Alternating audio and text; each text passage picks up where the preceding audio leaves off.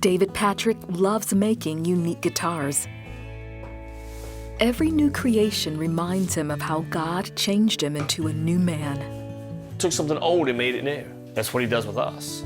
He took me as a mess and put me right back together. David grew up believing in Jesus and considered himself a Christian. But even into adulthood, he never felt he needed God's help. So when he and his wife Shannon couldn't conceive, they decided to fix it themselves. We had taken out a second mortgage on our home to pay for some of these in vitro fertilizations. Shannon was on treatments for years without success. As the debt, stress, and frustration continued to mount, Shannon blamed herself. When all your friends around are getting pregnant and you feel like you can't provide your husband with a child or pregnancy, I just felt that something was wrong with me.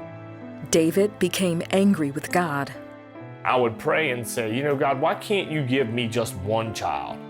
I'm not asking for much. Why can't you just make it happen? You're God, you can speak it into being, you can snap your finger, you can say that it'll happen. The Patricks gave up on the treatments in 2002 and decided to adopt. That same year, David was in an ATV accident.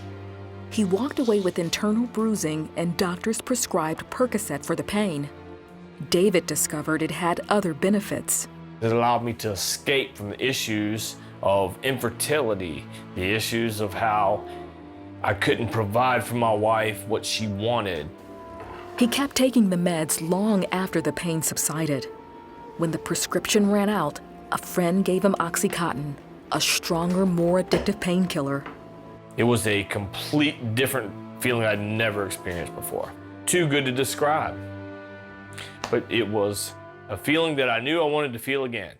Now addicted, David started taking money from his dad's auto repair shop, the place he'd been working since he was a teen.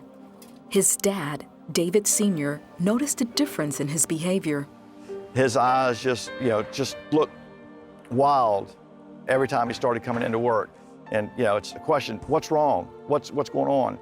At home, David's behavior was erratic, and he and Shannon's relationship became more strained. Then she found his stash. And my heart dropped. I'm like, this is not happening. This is not happening to me. I'm not doing this. I'm done. You're out of my life. I'm not dealing with it. Shannon told him to leave. A week later, David checked into a drug detox and rehab facility. That night in his room, he turned his heart to God. I said, Lord, if you will take me, save me from myself, save me from my sin, but Lord, be the Lord of my life. Lord, change me. I am yours. It was after I cried out to God, I literally fell into a deep sleep. I remember waking up the next morning, pretty much almost all the withdrawal symptoms were gone. David was discharged into his dad's care. A month later, he returned home on the promise he would attend Narcotics Anonymous. The next thing he had to do was tell his dad about his addiction and the thousands of dollars he stole from the business. He forgave me. He just said, I love you, son. I just want my son to be okay. I just want my son to get better. All of that was forgiven. It was a love that I needed to do because he is my son, but it was the only way for him to start anew. David and Shannon started building their relationship again with each other and God. Then, after 11 years of trying, Shannon gave birth to a baby girl. When she was born, I was just overwhelmed with joy. Just thanking God that I was able to experience a pregnancy. And I just started praising the Lord and just thanking God. Thank you, Lord. And tears going down my face. David has been drug-free since 2006.